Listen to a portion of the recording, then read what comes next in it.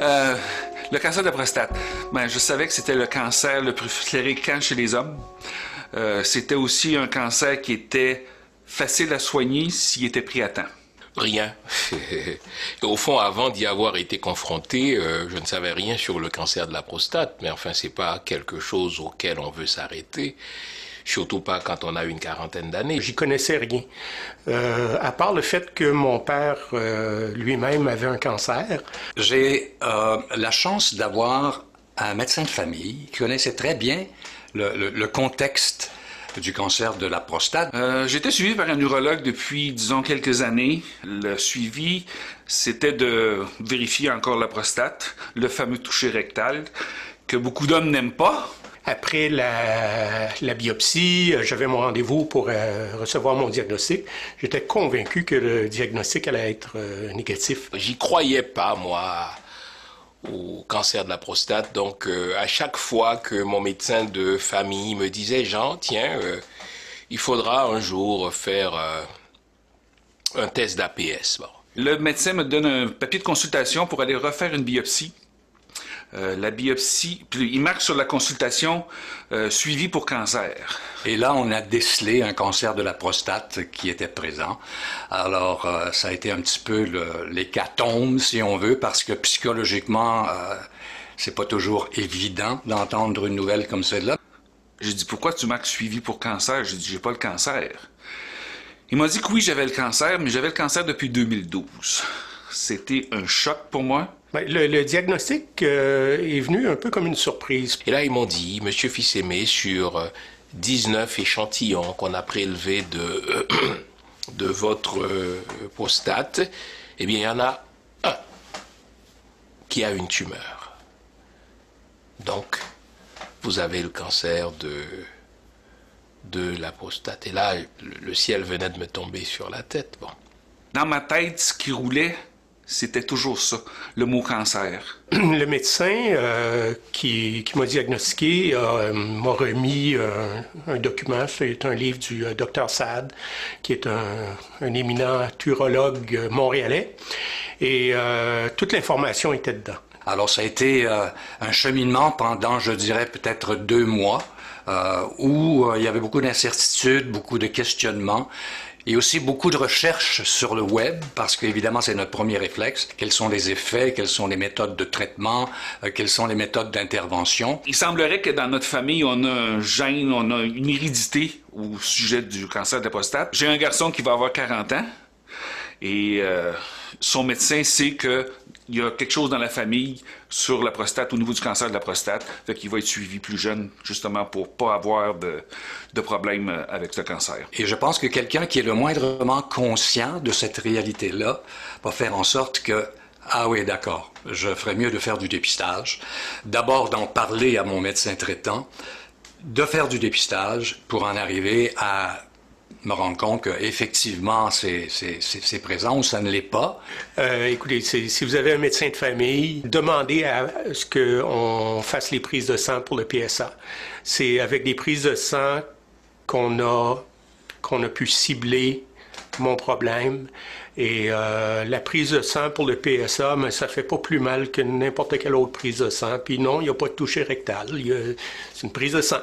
Dans mon cas, ce qui m'a vraiment sauvé la vie, et toute la différence est là, c'est le dépistage tôt. Et s'il y avait un message à communiquer aux gars, c'est de vous faire dépister, c'est d'en parler.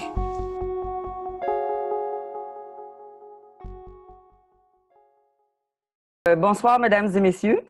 Vous venez de voir là, des témoignages là, que vous allez retrouver sur notre site web de procure.ca. Ça fait partie de notre campagne du mois de septembre qui s'appelle Procure décomplexe la prostate.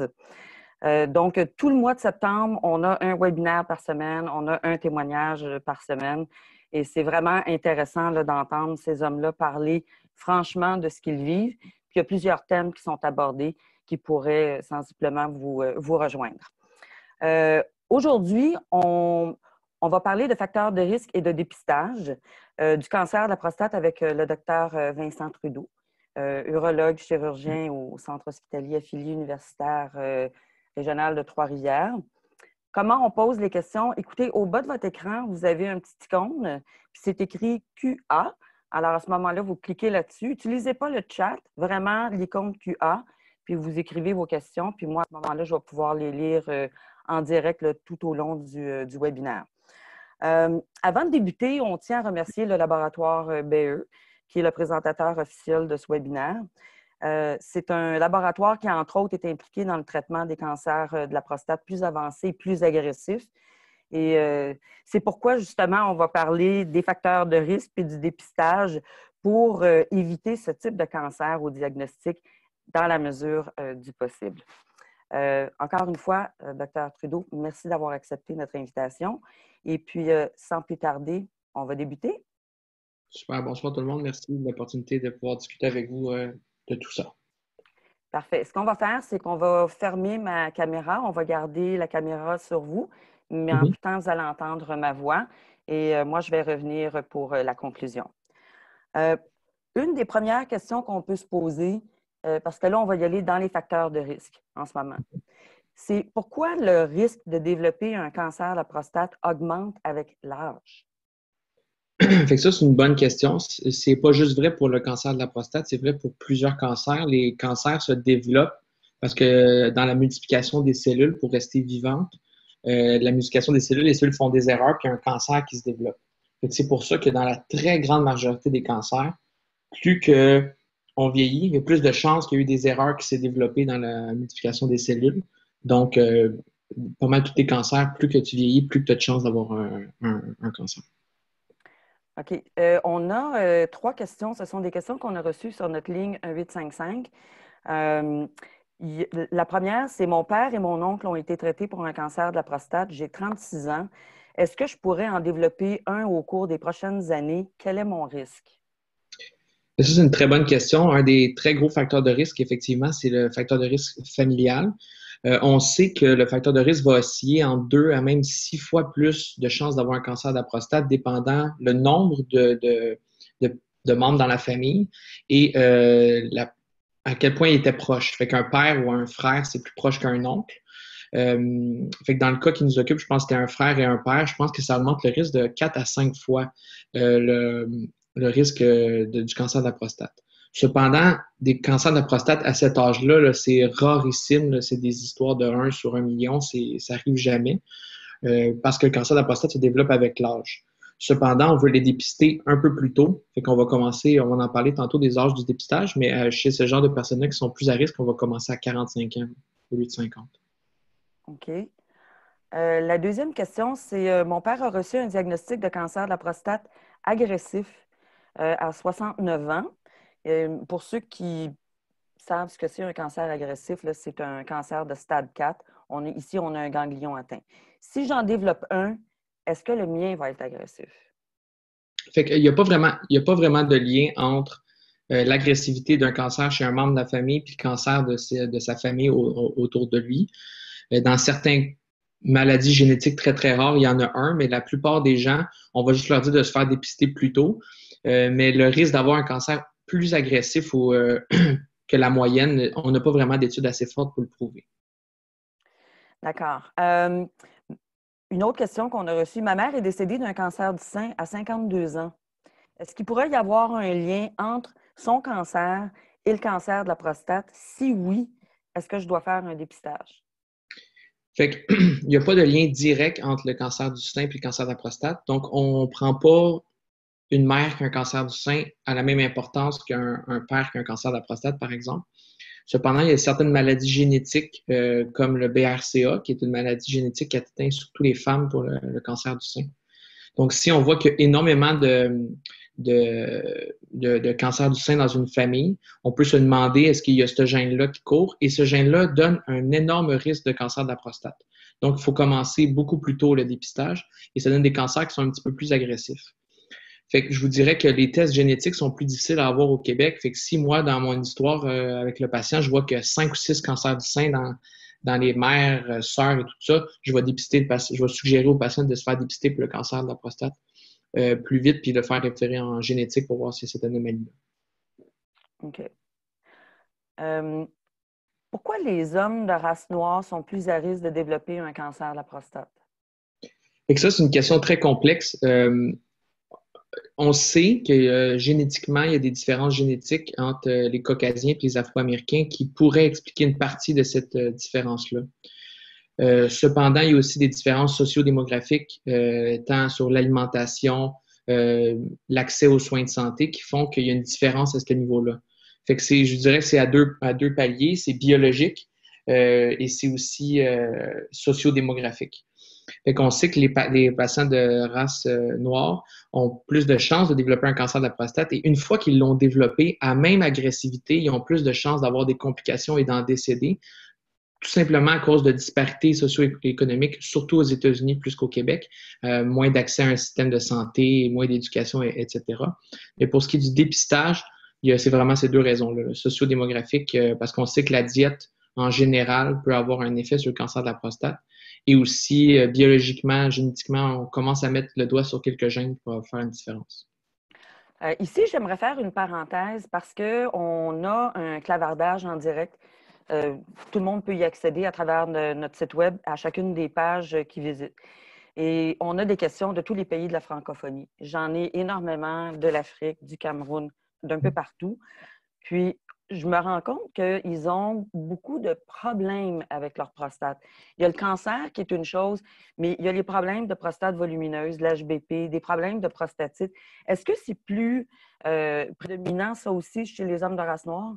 Fait que, oui, un petit peu. Certaines études ont montré peut-être un lien aussi avec l'HBP, donc l'hypertrophie bénigne de la prostate.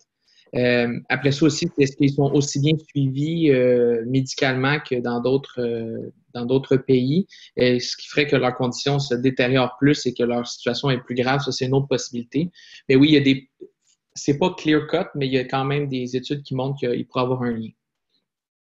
OK. Puis quand on va parler de dépistage tout à l'heure, on va adresser ce facteur de risque-là là, au niveau là, de quand, comment et à quelle fréquence. OK, quelques questions là, en rafale. J'ai eu une vasectomie. On s'y perd à savoir si c'est un facteur de risque. Est-ce que je suis à risque? Fait que la réponse, c'est non. C'est des vieilles études qui avaient parlé de possiblement un risque d'augmentation de la cancer de la prostate, mais on appelle ça un biais. Fait que dans une étude, c'est tant qu'on pense qu'il y a un lien, mais qu'il n'y en a pas. Il y a des énormes études qui ont été refaites après et il n'y a aucune association entre le fait d'avoir eu une vasectomie et le cancer de la prostate. Le biais venait probablement des gens que s'ils ont vu un médecin de famille ou un urologue, ils ont plus de chances de côtoyer cet urologue-là plus tard, donc il y a plus de chances de se faire dépister, donc plus de chances d'avoir un cancer de la prostate. Mais c'est on n'a pas la réponse exacte pourquoi ça a sorti dans ces premières études-là, mais ça a été réfuté complètement, fait aucun risque.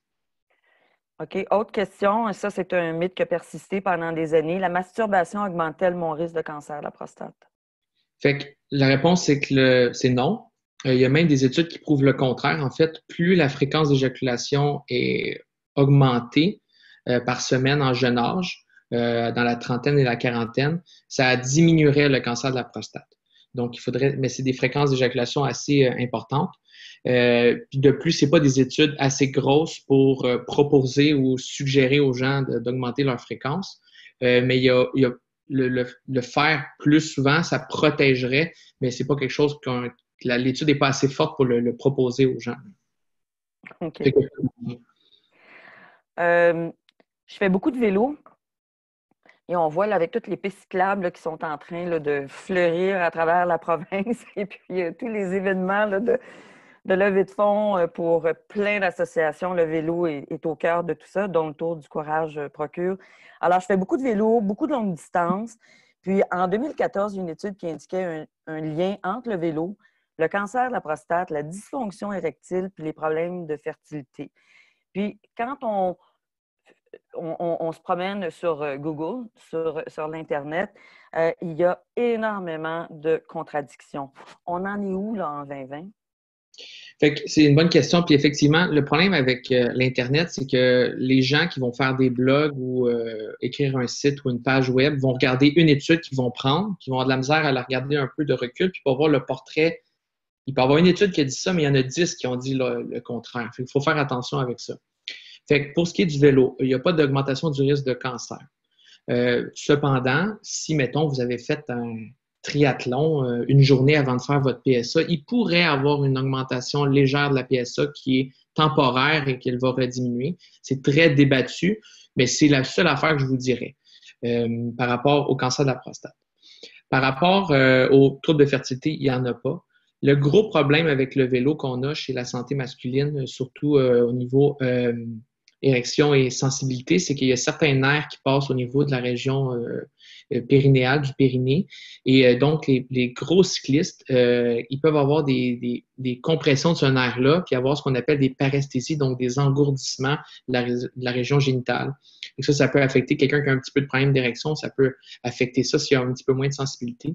Fait que ce qu'on suggère à ces hommes-là, c'est d'acheter des selles spéciales. Là, je ne suis pas cycliste, là, mais il y a des selles qui existent pour ça. Fait que, puis l'autre affaire qu'il faut dire, le plus de sport qu'on peut faire dans la vie, pas juste pour la prostate, mais pour n'importe quoi, c'est le mieux. Fait que il faut recommander le vélo si vous voulez faire du vélo, de la course si vous voulez en faire, mais le vélo n'augmente pas le risque, à part cette affaire-là de compression nerveuse, ça n'augmente pas le risque d'autres problèmes au niveau urinaire ou prostatique. OK, parfait. On va y aller avec les maladies liées à la prostate. On a effleuré le sujet tout à l'heure. Ici, on parle d'inflammation de la prostate, prostatite, puis prostate volumineuse. Alors, ça aussi, c'est 3 questions qu'on a eues sur notre ligne 1855. J'ai une prostate volumineuse et j'ai eu une chirurgie pour réduire mes symptômes urinaires. Surprise, j'ai reçu un diagnostic de cancer de la prostate en même temps. Est-ce que c'est à cause de mon HBP? Fait que non. Fait que ça arrive relativement, pas fréquemment, mais ça arrive de temps en temps qu'en faisant une chirurgie pour la prostate, pour agrandir le canal de la prostate, on trouve des cancers. Ce qu'il faut savoir, c'est que si on regarde une prostate, c'est comme un beigne, OK? Fait que il y a le canal urinaire qui passe au milieu. Fait que la prostate va comprimer le canal urinaire. Donc, nous, on veut agrandir ce canal-là. Le cancer se retrouve surtout dans les parties externes de la prostate. Fait que c'est là qu'on fait nos biopsies. Parfois, il peut y avoir des petits cancers qui se trouvent à l'intérieur. Fait que tant qu'on va agrandir le canal, on va aller ramasser des petits morceaux qu'on peut trouver du cancer. C'est pas à cause de... C'est un addon, dans le fond. On trouve des petites cellules de cancer. Et c'est pris en charge un petit peu différemment en termes d'autres étapes diagnostiques. Mais il n'y a pas de lien entre l'HBP et le cancer de la prostate, ni la chirurgie pour la prostate et le cancer de la prostate en tant que tel. OK. Je suis camionneur de longue distance. J'ai des problèmes avec ma prostate depuis des années. Infection urinaire, prostatite. J'ai même été hospitalisée pour une prostatite aiguë. Est-ce que ça peut mener à un cancer? Mais en même temps, autre question, est-ce que faire du camionnage longue distance peut avoir un impact sur ma prostate puis faire en sorte que finalement j'ai une inflammation ou une prostatite chronique? Bon, fait que pour ce qui est du cancer de la prostate, il y a des études qui ont prouvé que peut-être que l'inflammation ou l'infection à répétition d'une prostate pourrait augmenter le risque, mais c'est pas assez robuste et c'est vraiment des études qui sont relativement préliminaires. Ils ont même essayé de trouver s'il y a certaines bactéries plus que d'autres qui pourraient prédisposer et c'est pas le cas. C'est la même chose pour les infections transmises sexuellement. Fait que pour ce qui est inflammation et infection, il y a des tendances possibles dans les études, mais ce n'est pas assez fort pour qu'on le dise à haute voix. Pour ce qui est des longues distances par rapport aux problèmes de prostate, avoir du camionnage de longue distance, il n'y a pas d'augmentation de risque du cancer. Cependant, si on n'a pas une bonne hygiène au niveau des mictions, fait que si quelqu'un peut se retenir beaucoup trop, à très, très long terme, sur des dizaines d'années, on peut défonctionnaliser un petit peu la vessie et avoir un peu de rétention et favoriser l'infection. Mais sinon, à part ça, pas d'autres liens. Tout à l'heure, on parlait là, justement des cyclistes qui font du vélo de longue distance, puis peut-être que on ne ferait pas nécessairement un test de l'APS le lendemain. Est-ce que ça pourrait être la même chose pour les camionneurs de longue distance? Non, non du tout. Fait que ça, c'est très débattu. Hein. Fait que moi, je le dis à mes patients, il y a de mes collègues qui ne le disent pas. Fait que, tant qu'on a une prise de sang d'APS qu'on n'est pas tout à fait sûr qu'on veut recontrôler, on va peut-être en parler tantôt. Je dis, faites attention de ne pas avoir une activité sexuelle importante la veille, la biopsie, puis pas faire de vélo de 50 km ou 100 km, mais une petite activité physique normale, une activité sexuelle normale, il n'y a pas de danger. C'est encore une fois très débattu. Fait qu'il n'y a pas vraiment de recommandations autres à part ça. OK. J'ai 49 ans. J'ai attrapé 2 ITS. Les ITS, ce sont des infections transmises sexuellement. En 5 ans, oui, je me protège. Ça, il voulait absolument nous le dire. Mais j'ai lu que je pouvais être plus à risque de développer un cancer de la prostate. Est-ce que c'est vrai? Un peu comme je disais tantôt, il y a eu des débuts d'études qui pourraient pencher vers l'inflammation de la prostate à long terme, mais ça a été réfuté. Puis pour les ITSS, donc les infections transmises sexuellement, aucun lien par rapport à ça. D'accord. On va parler d'alimentation. La première question, c'est, on pointe souvent du doigt la viande rouge, la graisse animale, les aliments transformés comme facteurs de risque. Est-ce qu'il existe des preuves qu'effectivement, ce sont des facteurs de risque? Fait que c'est difficile, c'est ultra difficile de mettre le doigt sur une chose dans une diète parce que la diète, comme l'environnement, c'est ultra complexe. Hein? Quelqu'un peut manger un peu plus de viande rouge, mais moins de ça. Fait que, c'est très difficile. Ce qu'on sait, c'est que la diète nord-américaine est plus à risque que certaines diètes style méditerranéenne. L'exemple parfait pour ça, c'est que les Japonais, les gens d'origine japonaise, génétiquement ont moins de chances d'avoir le cancer de la prostate. Cependant, s'ils immigrent aux États-Unis, ils vont augmenter leur risque d'avoir le cancer de la prostate. Ils vont rester moins à risque que les Américains qui sont nés aux États-Unis, qui sont d'origine américaine, mais ils vont quand même être plus que leurs ancêtres japonais ou leurs confrères japonais qui sont restés au Japon. Fait que ça, on le sait, il y a des études très robustes qui montrent que la diète en général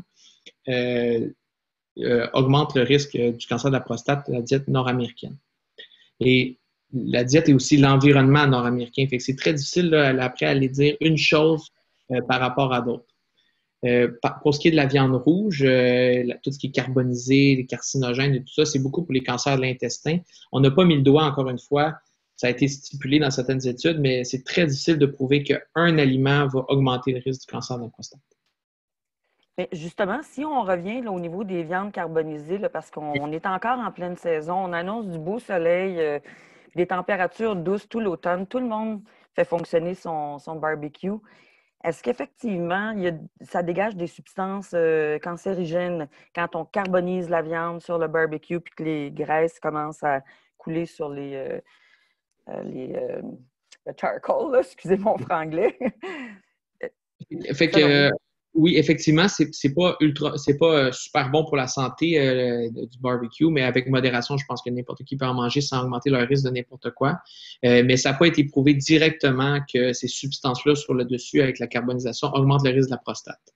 On sait que peut-être pour plus les cancers d'intestin, je ne suis pas spécialiste là-dedans, mais on sait que certaines diètes très carbonisées peuvent augmenter à une consommation très intense, là, peuvent augmenter, mais pas pour le cancer de la prostate. OK. Puis quand on parle de cancer de l'intestin, on fait référence au cancer colorectal? Exact. OK. J'ai lu qu'une carence en vitamine D pouvait être un facteur de risque. Est-ce que c'est vrai? Et comment savoir si on a une carence en vitamine D? Il faut comprendre pourquoi les gens se sont posés cette question-là. Ils se sont dit, ben regardez, où est-ce qu'il y a le plus de cancer de la prostate? C'est dans les pays du Nord. Fait que les pays du Nord, comme les Nord-Américains, ils ont plus de cancer de la prostate, puis ils ont moins de soleil, donc moins de vitamine D. Ils sont aussi dit, bien, regardez, il y a les Afro-Américains qui transforment moins la vitamine D avec la peau. Donc, eux autres aussi ont moins de vitamine D, puis eux autres aussi ont une augmentation du risque de cancer de la prostate. Fait que c'est là que c'est parti, cette hypothèse-là. Ils ont fait plusieurs études pour essayer de voir est-ce qu'une carence en vitamine D augmente le risque de la prostate, et c'est négatif. Donc, il n'y a pas de lien entre la vitamine D et le cancer de la prostate. Quelle serait la quantité que les gens devraient prendre tous les jours? Est-ce que, en fait, la question est la suivante. Est-ce que c'est une hormone qu'on fabrique en quantité suffisante tous les jours ou est-ce qu'on devrait prendre un supplément? Fait que, ça, c'est vraiment avec l'omnipraticien. Il faut regarder, la santé osseuse en tant que telle, la prise de vitamine D avec le soleil et tout ça. Et il y a une façon, on peut le doser dans le sang si on manque de vitamine D. Fait qu'effectivement, la vitamine D du soleil est transformée par notre peau pour donner de la vitamine D qui est plus active, mais on peut la doser, cette vitamine D, dans le sang pour voir si on a une carence. Fait que c'est surtout important pour des gens qui sont à risque de maladies osseuses. Dans le cancer de la prostate qui nous occupe, dans les cancers très avancés, ou des cancers métastatiques lorsqu'on donne de l'hormonothérapie, donc pour diminuer la testostérone, ça augmente le risque de problèmes osseux. Fait que là, on va supplémenter les gens juste pour être sûr qu'ils ne sont pas en carence de vitamine D ni de calcium. OK. On a souvent parlé de la vitamine E et le sélénium. Le sélénium, en produit naturel, en fait, le sélénium, ce sont des noix. C'est surtout dans les noix qu'on va le retrouver. La vitamine E et le sélénium, est-ce que les deux protègent contre le cancer de la prostate? Pourtant, on a lu que prendre des suppléments de ces deux substances-là pouvait augmenter mon risque. Fait que où est né tout ce débat-là sur le sélénium et la vitamine E, c'est qu'ils ont fait des études dans le mélanome, complètement pas le cancer de la prostate. Ils ont vu qu'en donnant du sélénium et de la vitamine E aux gens qui avaient un mélanome, il y avait une petite diminution du risque de cancer de la prostate. Fait que là, les gens étaient très excités. Ils ont fait une étude massive, là. On ne peut plus combien de milliers de patients. Et ils ont fait le groupe placebo, sélénium, vitamine E ou les deux. Et ils se sont rendus compte que de prendre la vitamine E ou du sélénium augmente légèrement le risque du cancer de la prostate. Fait que c'est pas recommandé. Fait on le recommande pas, tout simplement. OK. Puis à ce moment-là, ils ont juste à le prendre finalement par le biais d'une alimentation naturelle. On va retrouver la vitamine E dans les huiles, l'huile d'olive, etc., Ouais. certains légumes. Puis le sélénium, on va le retrouver dans les noix. De toute façon, on a juste à googler aliments contenant de la vitamine E, vous allez avoir la liste. À part dans ces problèmes de santé très précis, c'est pas des vitamines, la vitamine E, c'est pas une vitamine qui a beaucoup de carences. Hein. Puis aussi, il peut avoir des effets secondaires cardiovasculaires. Dans d'autres maladies urologiques, il y a eu des études sur la vitamine E qui augmentaient le risque cardiovasculaire. Fait que c'est pas bénin de prendre des vitamines en supplément si on n'en a pas besoin. OK, parfait. On va passer à l'embonpoint. Ça, c'est une question également qu'on a eue. Je suis obèse selon les calculs d'IMC. Je mange bien, je ne fume pas, je ne bois pas. Je fais du sport tous les jours. C'est un grand joggeur. Et mes résultats de PS sont bas. Ils fluctuent, mais ils sont sous la normale. Mon médecin, cependant, semble toujours inquiète et ne me parle que de 3 choses. Maladie cardiovasculaire, diabète et cancer de la prostate. C'est quoi le lien? Est-ce que je suis à risque de développer un cancer de la prostate? Fait que l'obésité en tant que telle, c'est pas un facteur de risque pour développer un cancer de la prostate. C'est assez complexe, l'obésité, parce que c'est pas juste le gras, là, puis il y a plein d'hormones qui sont débalancées dans l'obésité. Et à cause de ce débalancement-là d'hormones, surtout avec l'augmentation un petit peu des estrogènes, il y a certaines études qui ont montré que s'il y avait à avoir un cancer de la prostate, il pourrait être légèrement plus agressif au diagnostic que quelqu'un qui n'est pas obèse. Mais c'est pas assez pour dire, là, c'est vraiment un lien très puissant. Mais l'obésité en tant que telle, c'est pas pour développer un cancer de la prostate. Si on le développe, il pourrait être un petit peu plus agressif au diagnostic. Est-ce que l'obésité peut avoir une incidence sur le taux d'APS quand on fait un dépistage? C'est très débattu. Il y a des gens qui pensent que l'obésité amène une certaine hémodilution, donc qui pourrait avoir une légère baisse, mais rien qui permet de dire que l'APS n'est pas fiable pour le dépistage du cancer de la prostate. OK. On va parler de testostérone. Est-ce qu'un supplément de testostérone augmente le risque de développer un cancer de la prostate? Fait que si on n'a pas de facteur de risque, si on n'a pas d'anormalité dans notre dépistage, il n'y a pas de danger à prendre un supplément de testostérone. Cela dit, la testostérone, ça a été très, très marketé. Là, je vais être très honnête avec vous. Là, ça a été très marketé, puis ça a été donné par un paquet de docteurs et ça a le dos très large. Hein. Les gens ils disent je suis très fatigué, j'ai un peu de problème avec les érections, puis ma testostérone est limite, donne-moi de la testostérone. Fait qu'il faut faire attention avec ça. Fait qu'il faut vraiment qu'il y ait une indication claire de donner de la testostérone, donc un syndrome de testostérone basse. Il faut faire attention avec ça. Cela dit, une fois qu'on a un dépistage du cancer de la prostate qui est négatif et qu'on n'a pas de symptômes d'HBP, donc d'hypertrophie bénigne de la prostate, donc on n'a pas de problème de prostate, il n'y a pas de danger à prendre la testostérone pour la prostate.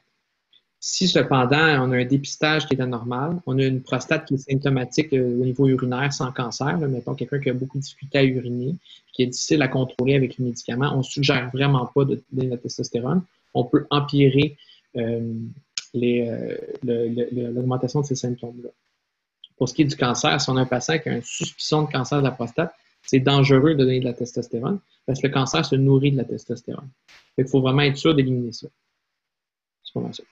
OK. Puis si cette personne-là a des antécédents familiaux de cancer de la prostate, exemple, père, frère, puis lui, ben, son taux il est anormalement bas, son médecin lui suggère peut-être un supplément de testostérone, mais sa question, c'est parce que j'en ai dans la famille, puis ce sont des parents au premier degré.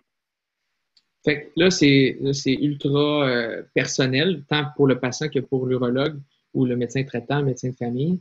C'est une gestion du risque. Hein? Fait que ce patient-là, s'il y a un dépistage normal, il n'y a pas de cancer de la prostate actuellement, mais il y a un risque un peu plus augmenté de le développer que la population générale. Après ça, c'est une gestion du risque. C'est la gestion, si on donne la testostérone, oui, il pourrait augmenter un petit peu son risque, mais c'est tellement minime pour la population générale qu'on n'en parle pas. Quelqu'un qui a une histoire fortement positive de cancer de la prostate, il faut vraiment qu'il soit symptomatique, le patient, et qu'il soit pas capable de vivre sans cette testostérone pour que je lui prescrive. Sinon, moi, je suis un petit peu plus frileux. Mais ça, c'est très personnel. C'est très débattu pour ça. Mais je dirais qu'il faut y aller avec beaucoup, beaucoup de prudence. On a une question d'un participant qui demande ce que vous pensez des produits naturels vendus sur Internet, justement, pour augmenter notre performance, leur performance sexuelle, les érections, et etc. Qu'est-ce que vous en pensez? Il y a deux classes là, de produits naturels. Là. Il y a des produits naturels pour la prostate, là. Donc le palmier ou des choses comme ça, qui ont peut-être un petit effet, mais surtout un gros effet placebo. Les études majeures, des études avec des milliers de patients, ne démontraient pas vraiment d'effet. Le problème avec ces produits-là naturels pour la prostate, c'est que ça peut jouer sur la prise de sang, le dépistage d'APS. Encore aujourd'hui, moi, j'ai vu un patient que j'ai vu sa prise de sang, elle a baissé comme neige au soleil. Genre, c'est le fun, elle a baissé votre prise de sang. J'ai cliqué, avez-vous pris des produits naturels? Elle dit oui, j'ai commencé tel produit naturel. Je dis, mais là, il faut s'entendre parce que là, sa prise de sang n'est plus représentative. Fait que si on en prend, il faut juste le dire à son médecin. Ça n'augmente pas vraiment le risque du cancer de la prostate, mais ça peut jouer sur la valeur de l'APS. Donc, il faut juste que le médecin traitant soit au courant. Parce que souvent, le patient, il ne pense pas, ce n'est pas des médicaments, il ne pense pas à en parler. Pour ce qui est des produits, tout ce qui est performance sexuelle, il faut faire énormément attention. Il y a beaucoup de trafic de médicaments, beaucoup de pilules qui sont mélangées avec d'autres affaires. Je vous dirais qu'il n'y a pas de produit naturel qui a été prouvé pour augmenter la qualité des érections, autres les médicaments qu'on connaît tous, qui sont homologués pour cela. Je dirais d'y aller avec une énorme prudence, surtout pour les produits érections et tout ça. Okay. On va y aller avec réduire ses risques. Puis inquiétez-vous pas, là, les questions qu'on a reçues des participants, là, ça arrive là, beaucoup plus au niveau là, du dépistage et puis au niveau de la biopsie. L'activité physique garde la forme, mais est-ce que ça peut prévenir un cancer de la prostate ou réduire les risques de progression? Donc, pas pour le dépistage ou la venue d'un cancer de la prostate, l'exercice physique ne va pas aider pour ça. L'exercice physique va aider pour plein de choses, donc augmenter l'espérance de vie, augmenter la santé cardiovasculaire, mais on n'a pas d'études qui démontrent que ça diminue la venue d'un cancer de prostate. On commence à avoir des pistes de solutions par rapport à une fois qu'on a un cancer, surtout un peu plus avancé, probablement que l'exercice physique va augmenter la survie, même des fois autant que certains traitements. Fait qu'il y a des études majeures qui sont en train d'être faites, dont une qui est menée à Montréal par le Dr. Saal, entre autres, et qui est en train de regarder si l'exercice physique à long terme ne pourrait pas aider les patients pour garder la forme, mais aussi pour garder l'énergie et tout ça. Fait que l'exercice physique, c'est recommandé à tout le monde. On n'a pas d'études qui montrent que ça diminue, mais ce n'est pas une raison pour ne pas en faire. OK. Écoutez, évidemment, l'Internet déborde de régime miracle, d'aliments anti-cancer, de diètes exceptionnelles, etc. Est-ce qu'il existe vraiment des aliments, des diètes ou des produits naturels anti-cancer pour le cancer de la prostate ou tout autre cancer? Je ne peux pas me prononcer pour d'autres cancers spécifiquement, mais il n'y a pas de diète miracle. On sait que la diète méditerranéenne est un petit peu mieux si on regarde certaines études très générales. Cependant, il n'y a pas d'aliments miracle, il n'y a pas de produits miracles. Sinon, là, tous les docteurs, tous les médecins, tout le monde proposerait ça à leurs patients. C'est pas qu'on est contre les produits naturels ou quoi que ce soit, c'est qu'il n'y a pas de preuve qu'aucun de ces aliments-là, on parle de lycopène dans les tomates ou des choses comme ça, on n'a pas d'études fortes qui démontrent qu'il y a une diminution du risque de cancer de la prostate et d'autres cancers. OK. Prochaine question. Est-ce que Avodart ou Proscar, ça, ce sont des traitements pour diminuer le volume de la prostate qui normalement sont prescrits lorsqu'on a une prostate volumineuse avec des symptômes? Là. Ça, je dis ça pour les participants. Est-ce que ces deux molécules-là peuvent réduire le risque de développer un cancer de la prostate? Fait que ça, c'est une question piège, en fait. Fait que ce médicament-là, qu'est-ce qu'il fait, le Proscar ou l'Avodart? C'est qu'au niveau de la prostate, la testostérone est transformée en un autre hormone qu'on va appeler DHT. Fait que il y a une enzyme qui transforme la testostérone pour devenir de la DHT, donc l'Avodart et le dutastéride et le finastéride bloquent cette hormone-là. Ce que ça fait, c'est que ça fait fondre la prostate parce que la prostate n'a plus de ce DHT-là, donc cette super testostérone pour augmenter. Donc, les gens se sont dit, si on donne ça, on pourrait essayer de couper les vives à un petit cancer ou diminuer le risque de développer un cancer. Donc, il y a eu 2 énormes études avec des milliers de patients qui ont donné finastéride et dutastéride versus un placebo et ils ont fait des biopsies sériées aux patients. Ce qu'on s'est rendu compte, c'est que ça diminue le risque de cancer de la prostate de façon phénoménale. De mémoire, c'est près de 30% ou 40%. Fait que là, les compagnies ont voulu promouvoir ce médicament-là comme prévention, donc comme chimioprévention, dans le fond. Cependant, il y avait une petite augmentation de risque de cancer plus agressif. Fait qu'on diminue de 30-40% les cancers de prostate en overall, mais on augmente légèrement les cancers de haut risque. Donc, ça n'a pas été recommandé d'utiliser ça pour la population en général. Après ça, ils se sont posé la question pourquoi ça augmentait les cancers de la prostate de haut risque. Ils se sont rendus compte que c'est probablement des biais dans la façon de prendre des biopsies. Je n'entrerai pas dans les détails. Fait qu'il n'y a pas vraiment d'augmentation critique, d'augmentation de haut risque.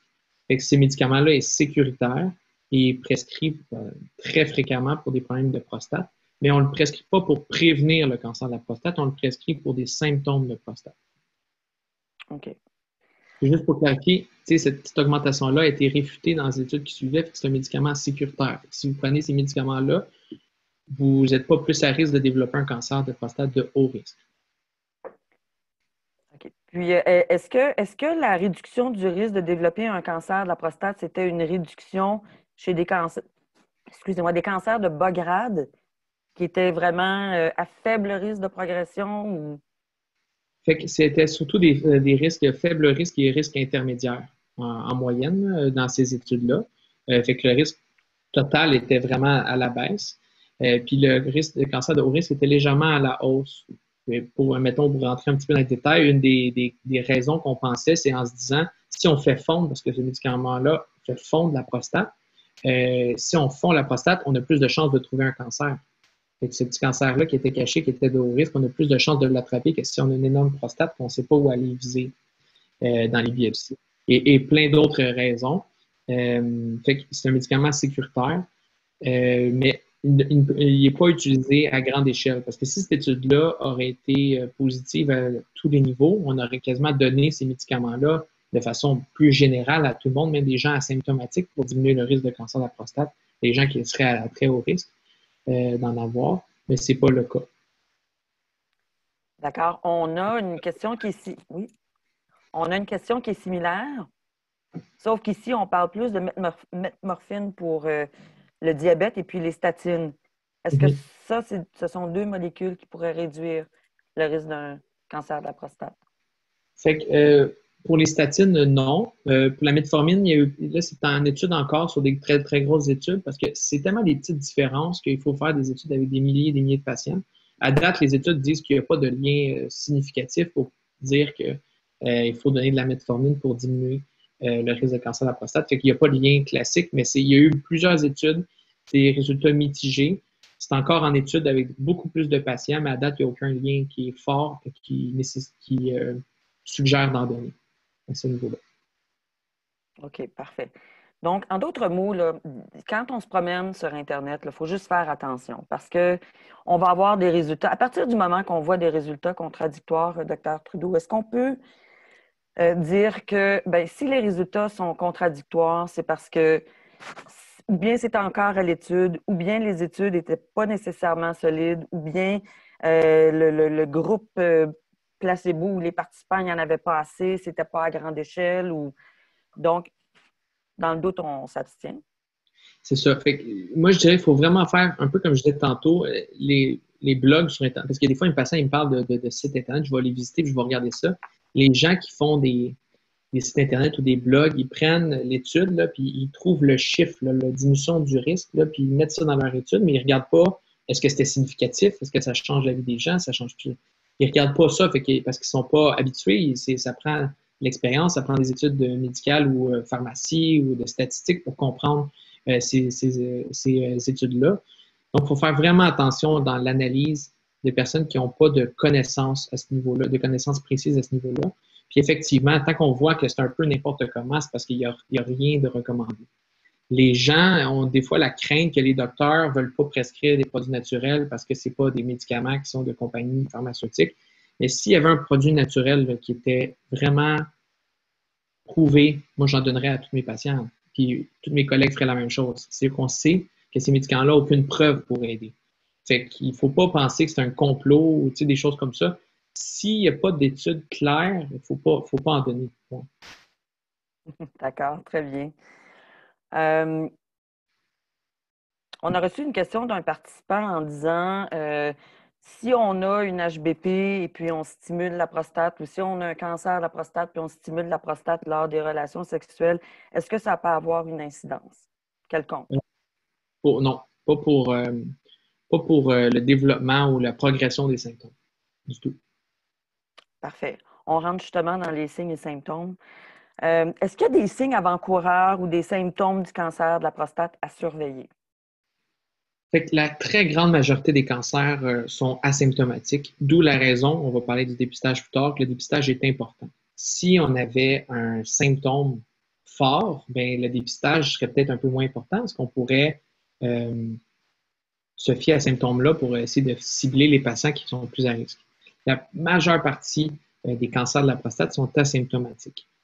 Ça ne veut pas dire que la prostate est asymptomatique. Elles peuvent être symptomatiques pour de secondaires à l'hypertrophie bénigne de la prostate et avoir un cancer de la prostate surajouté. Pour qu'un cancer de la prostate devienne symptomatique au niveau urinaire, il faut que ce soit un cancer relativement avancé. Pour la raison que je l'ai dit tantôt, la prostate, les cancers se développent surtout dans la zone périphérique de la prostate. Fait que pour qu'un cancer qui est à l'extérieur rentre à l'intérieur, il faut que ce soit un cancer qui est tout de même agressif. Fait que là, je veux pas que les gens pensent « Ah, mon Dieu, j'ai des symptômes de prostate. Est-ce que j'ai un cancer agressif? » Il faut se dire que 99,99% des patients qui ont des symptômes de prostate, diminution de la pression des urines, pas souvent aux toilettes, des choses comme ça, c'est de l'hypertrophie bénigne de la prostate. C'est pas un cancer. Donc, malheureusement, on n'a pas de symptômes qui est lié à ça. D'accord. Qu'est-ce qui... Bon, évidemment, de là, le dépistage. Hein? Le dépistage, on va y arriver avec le toucher rectal, etc. Mais qu'est-ce qui peut faire augmenter le taux d'APS? On est toujours dans signes et symptômes. On dit qu'il n'y a pas de symptômes, mais qu'est-ce qui peut faire augmenter le taux d'APS? Ce sont justement les symptômes urinaires qui peuvent faire augmenter le taux d'APS. C'est la prostatite, l'HBP? Exact. Fait que je dirais que moi, quand je parle avec les patients qui ont un APS augmenté, là, je leur dis toujours il y a 4 choses. C'est 4 grandes classes de choses qui peuvent faire augmenter la prise de sang. La première, c'est une fausse valeur. Fait que la prise de sang d'APS, c'est pas un test qui est parfait. Fait qu'on va jamais faire un examen plus poussé, style biopsie ou autre examen paraclinique, sur seulement une valeur d'APS. On va vouloir la recontrôler. Fait que ça, c'est la première des choses. Fait qu'on ne se fie jamais à une valeur. Parce que j'ai déjà vu des patients faire une valeur normale, une valeur catastrophique, puis revenir à une valeur normale parce qu'ils ont eu pour une autre raison. Une de ces raisons-là, c'est une infection urinaire. Fait que quelqu'un qui est en infection ou en inflammation, en prostatite, c'est pas le temps de faire un dépistage du cancer de la prostate. Cette prise de sang-là va être augmentée puis ça va affoler les patients. Souvent, les gens ils essayent de dire je vais faire la prise de sang d'APS en même temps qu'il y a cette infection urinaire. La prise de sang va être 99% du temps augmentée. Fait que là, dans ce temps-là, il faut traiter l'infection urinaire et recontrôler cette prise de sang. Il en va de même de toute manipulation urinaire. Si on a une rétention urinaire dont on a besoin d'un cathéter pour qu'on n'est plus capable d'uriner ou toute autre manipulation des urines. C'est très débattu si un toucher rectal augmente la prise de sang. C'est un toucher rectal vigoureux. Là, dans certaines maladies, on doit faire des massages de la prostate qui pourraient avoir certaines sécrétions. Ça augmente la prise de sang. Est-ce qu'un toucher de la prostate pourrait l'augmenter? C'est très débattu. Moi, je suggère aux patients d'attendre 24-48 heures avant de faire le dépistage de cancer de la prostate avant, juste pour pas qu'il y ait de confusion. La troisième chose, c'est la taille de la prostate. Fait que c'est sûr que si on a une petite prostate versus une énorme prostate, il y a moins de cellules pour produire de la prise de sang. Donc, on sait qu'une plus grosse prostate, en moyenne, va produire un petit peu plus de prise de sang. Et la quatrième, malheureusement, c'est un cancer de la prostate. OK, bien justement, on y arrive au dépistage et puis l'APS. Quand est-ce qu'on devrait discuter de dépistage avec son médecin de famille? Fait que les recommandations canadiennes sont de dépister à partir de 50 ans. Cependant, si on a des facteurs de risque, on les a énumérés un petit peu tantôt, surtout facteurs de risque familiaux et les patients d'origine afro-américaine, il faut débuter à 45 ans. Donc, un petit peu plus tôt. Le dépistage de la prostate, ça consiste à une prise de sang d'APS et un toucher rectal. Il y a des gens qui disent que l'APS, ça va être assez pour dépister tout le monde. Ce n'est pas toujours vrai. Il y a une très petite proportion de cancers de la prostate qui vont être détectés au toucher rectal seulement. Fait que c'est important de faire les deux. Je suis très au courant, j'en fais plein de touchés rectaux à tous les jours. Je suis très au courant que c'est quelque chose que les patients n'aiment pas. C'est pas l'affaire la plus fun à faire dans sa journée. Mais une fois par année, il se fait faire un toucher rectal pour s'assurer qu'on n'a pas de cancer de la prostate. Puis que si on en a un, on l'attrape plus vite que si on ne fait pas de dépistage. Je trouve que c'est très important de mettre l'accent là-dessus. C'est pas mal ça. Souvent, lorsqu'on parle à des patients, encore une fois là, sur notre ligne 1855, puis qui nous parlent de dépistage, c'est en grosse partie la prise de sang. On dirait que les médecins de famille ont délaissé le toucher rectal. Est-ce qu'il y a une raison pour ça ou ça va survenir? C'est sûr qu'on va... Là, je ne sais pas c'est quoi leur recommandation dans les cabinets, dans les recommandations de médecins de famille, là, parce qu'ils ont leur recommandation en eux de dépistage. La recommandation des urologues, c'est prise de sang et toucher rectal. Puis l'affaire aussi, c'est qu'il y a une vague, on va pas en parler tantôt sur toute la controverse du dépistage. Il y a une vague que les gens ont arrêté de faire du dépistage, puis qu'il y a des docteurs aussi qui ont été formés sans trop faire de toucher rectal. Ça, c'est la première chose, toucher rectaux. Puis le problème, c'est que si tu n'es pas habitué, ben, tu es moins à l'aise. Moi, dans ma formation comme urologue, j'ai fait ma médecine 5 ans, puis après, j'ai fait 5 ans d'urologie. Pendant mes 5 ans, là, même si j'avais fait 500 touchés rectales, tous les jours, je demandais à mon patron, viens donc me checker pour être sûr. Ça prend beaucoup de pratique pour avoir un toucher rectal qui est fiable. Fait que certains médecins de famille sont un petit peu moins confortables. Mais c'est pas grave. Moi, j'ai eu des consultations de médecins de famille qui disaient « Je suis pas sûr de ce toucher-là, tu peux-tu juste vérifier pour moi? » Puis je réexamine le patient, puis je donne un feedback. Je pense que c'est la chose à faire. C'est sûr que la prise de sang va capter la grande majorité des cancers de la prostate, mais il y a quand même une petite proportion de cancers de la prostate qui vont être attrapés par le toucher rectal seul. C'est bien. Justement, parlant de dépistage, on a une question. J'ai 72 ans et mon médecin m'a dit que l'on ne faisait plus de dépistage à mon âge. Est-ce qu'il existe des lignes directrices de fréquence de dépistage, puis âge où on arrête ou comment ça fonctionne? Exact. Fait que, comme je disais tantôt, on commence à 50. Si on a des facteurs de risque, on commence à 45. Pour l'âge de la fin, c'est un petit peu tricky. Je vous dirais que le consensus, c'est d'arrêter à partir de l'âge de 70 ans. OK? Parce qu'on sait que si on trouve un cancer de la prostate passé 70 ans, le traiter, on n'est pas sûr que ça va augmenter la survie de la population en général. Okay? Fait que ça, c'est en termes de population, de dépistage de masse. Fait que si vous avez 75 ans, c'est pas le temps de se faire dépister pour un cancer de la prostate. Ensuite, pour la fréquence du dépistage, fait que les nouvelles recommandations vont varier dépendant de la valeur de la prise de sang. Fait que si la valeur de prise de sang est très basse, fait que mettons en bas de 1, on peut faire un dépistage aux 3, même aux 4 ans. Parce que le risque de développer un cancer de la prostate est très faible. Si la prise de sang est en 1 et 3,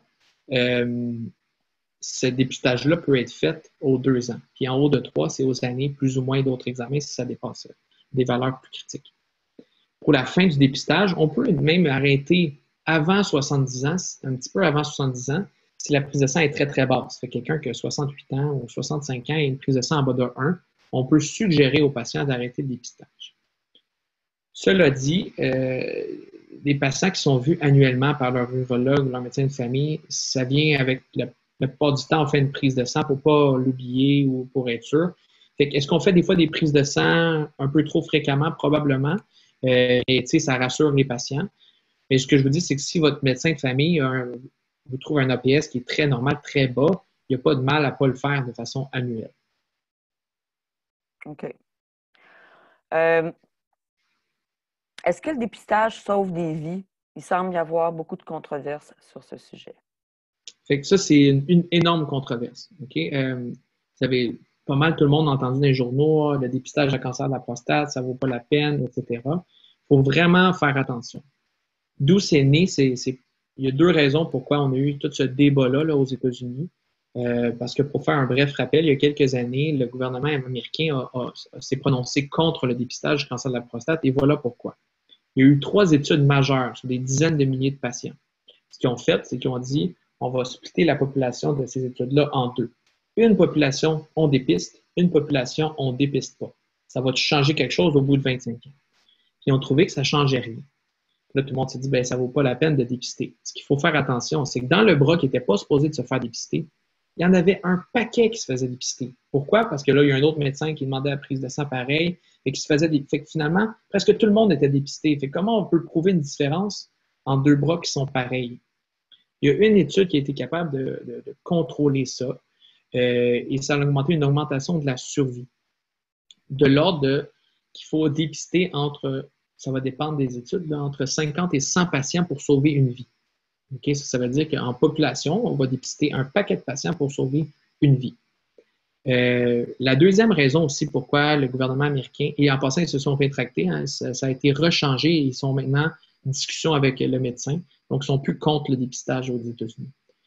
Donc, la deuxième raison aussi qui pesait beaucoup dans la balance, c'est qu'il y a une dizaine d'années, n'importe quel cancer de la prostate était traité, chirurgie ou radiothérapie. Maintenant, on sait qu'il y a certains cancers qui sont très peu agressifs, qui n'ont pas besoin d'être traités, qui peuvent être simplement suivis via un protocole qu'on appelle de surveillance active, donc visite avec l'urologue, biopsie, résonance magnétique, etc. Donc, le fait d'enlever la prostate ou de la radiothérapie, ça cause des complications.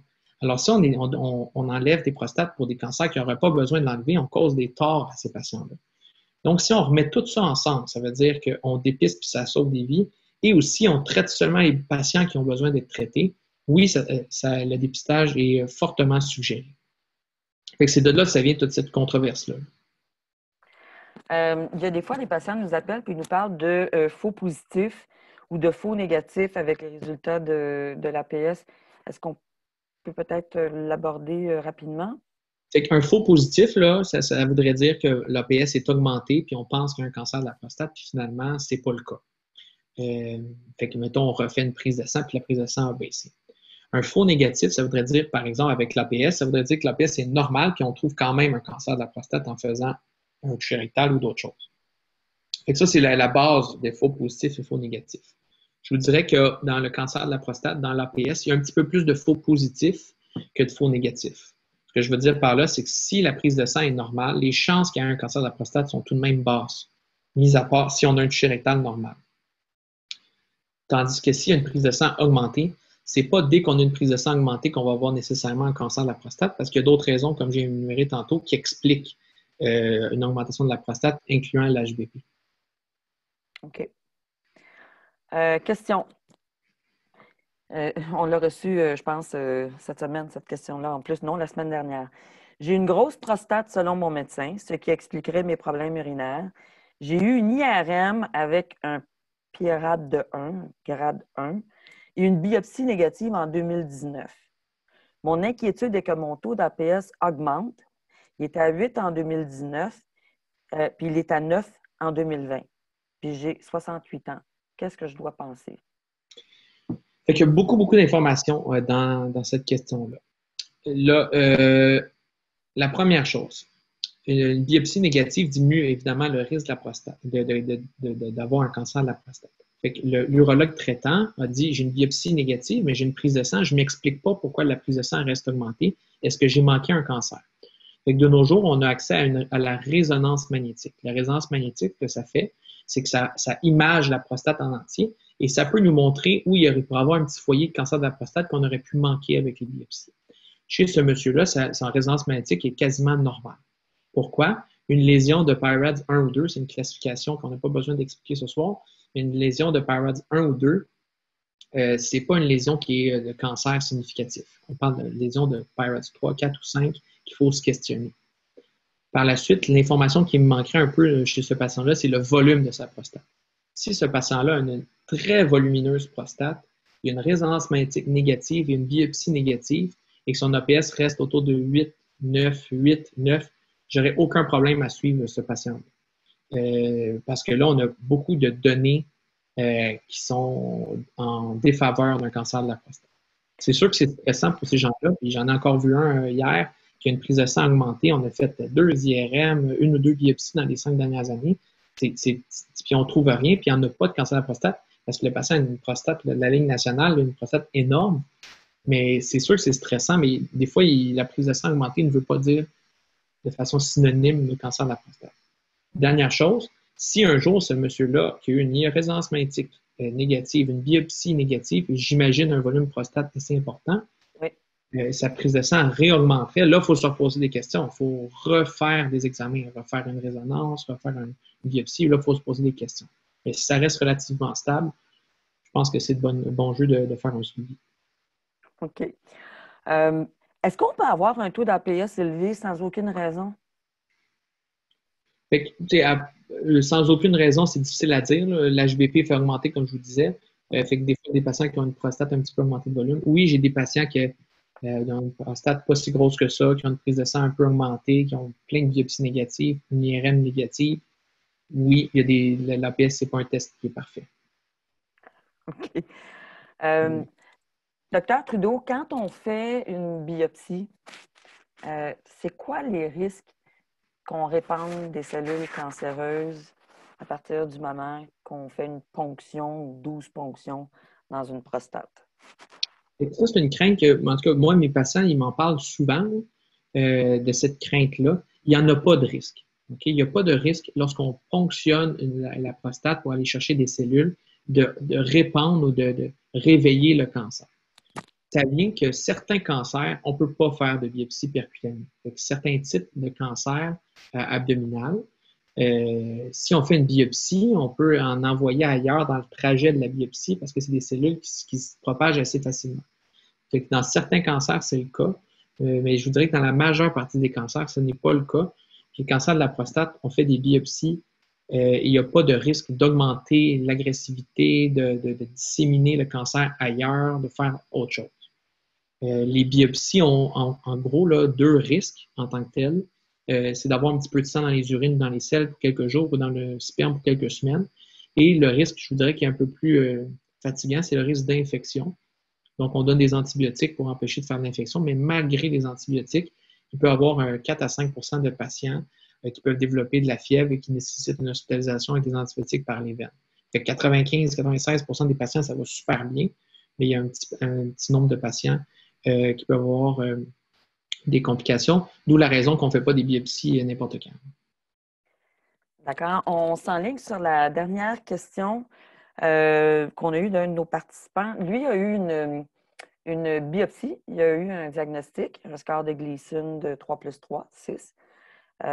Puis 1 an plus tard, parce que là, il était sous surveillance active, 1 an plus tard, on a refait une biopsie, ils n'ont rien trouvé. qui s'expliquait mal, est-ce que ça veut dire qu'il est guéri? Les cellules sont-ils parties? Qu'est-ce qui s'est passé? Fait que c'est le bon traitement que ce monsieur-là a dans un cancer de glycine 3+3. C'est un cancer qui est peu agressif et qu'on fait ce qu'on appelle la surveillance active. Dans la surveillance active, ce qu'on fait, c'est que dans la première année, on veut refaire des biopsies pour être sûr qu'on n'a pas manqué le bateau. Ça veut dire qu'on n'a pas manqué un cancer agressif parce qu'on pourrait avoir mal échantillonné le cancer.